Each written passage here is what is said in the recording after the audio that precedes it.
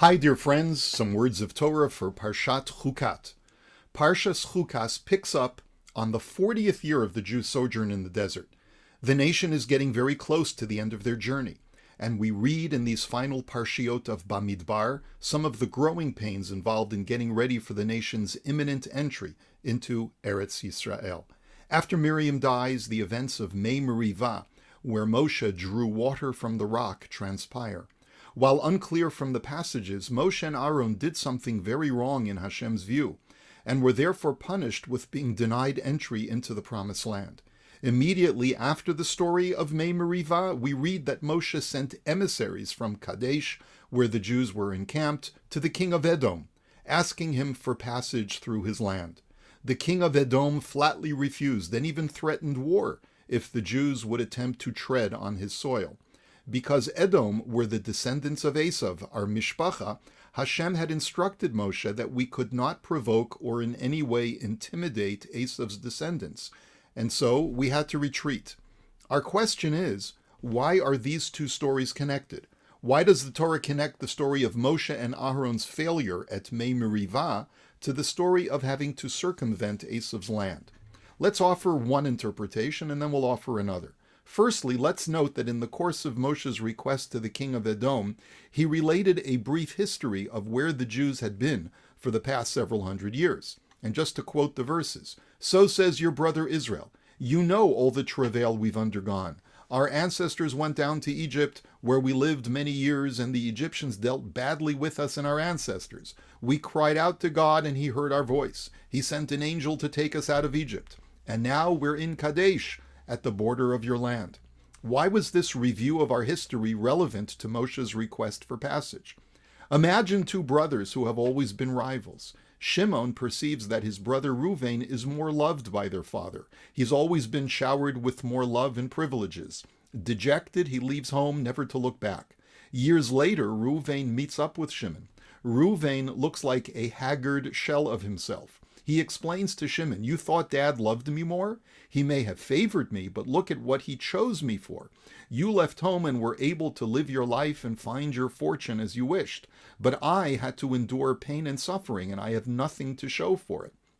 Moshe was essentially explaining to our cousins that while we recognize that Esav had been jealous of Yaakov's favored status, look at how much we've suffered as the chosen people.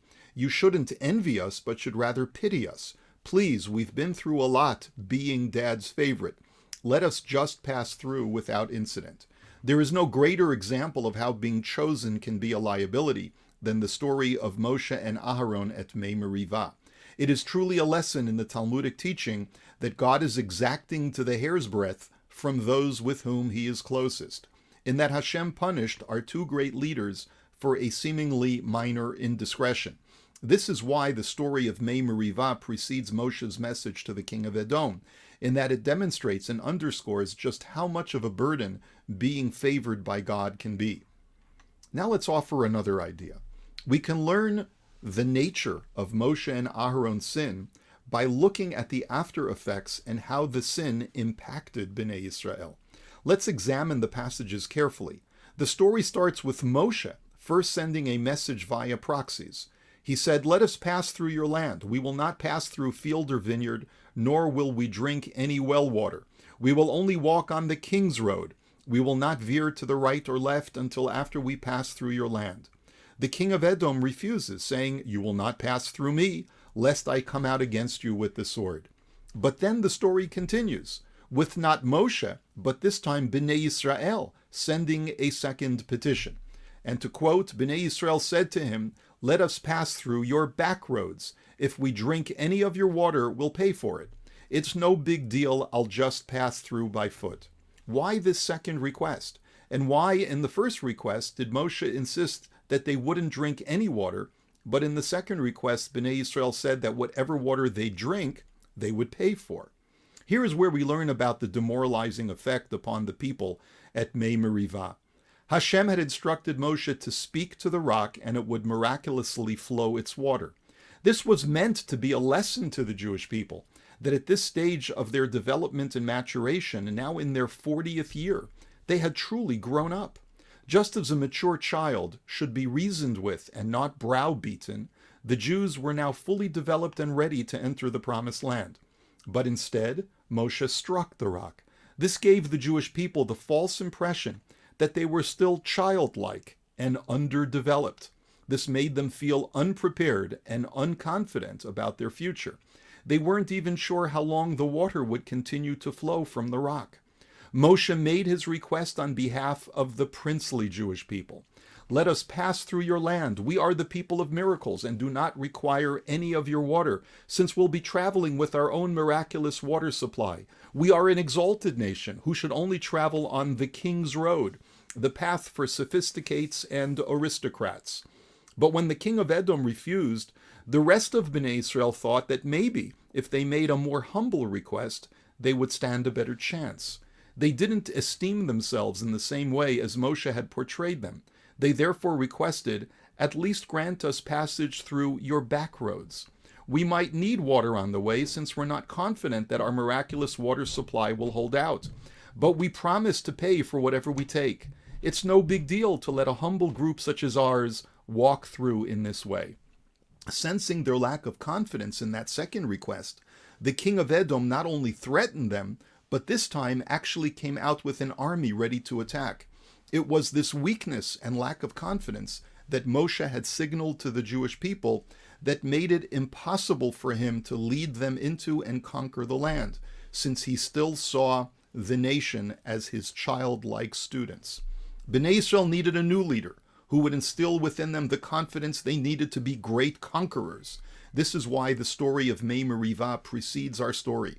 It is to demonstrate why Hashem was so harsh with Moshe and Aharon in denying them entry into Eretz Yisrael. Here is a concrete example of how their action at Mei Merivah left the people insecure and unconfident. The Torah provides us with a very tangible lesson in how to build up our children and others under our influence. If we signal to them that we lack confidence in them, they will lack confidence in themselves. We should try our best to build our children up and to express to them our confidence in their abilities. When children and young adults have low esteem, they feel unloved and unhappy with themselves. They fear taking risks, which is necessary for achieving excellence. We should instead give them a message of, "You can do it," and then step aside so that they have the space to spread their wings. Some have suggested that we live in an over-coddling age, where our children are smothered by their parents. They become snowflakes who are easily hurt and cannot tolerate confrontation or dissenting ideas. This not only engenders intolerance, it also signals to our children that we don't have the confidence that they can handle adversity and take on formidable situations in life.